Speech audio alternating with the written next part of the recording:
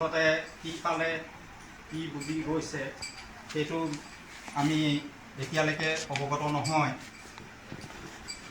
এটা কথা ঠিক যে মই কাৰ্যভাৰ গ্ৰহণ কৰাৰ পিছত যিখিনি কৰিবলৈ আগবাঢ়িছোঁ বিদ্যালয়খনৰ বৃহৎ স্বাৰ্থৰ খাতিৰত, এই আসনখনৰ মৰ্যাদা ৰক্ষা কৰাৰ স্বাৰ্থত যিখিনি কৰা হৈছে, এই কামখিনিত আপোনালোকে যথেষ্টখিনি সহায় কৰিছে, তাৰ বাবে আপোনালোকক কৃতজ্ঞ হৈ ৰ'লোঁ।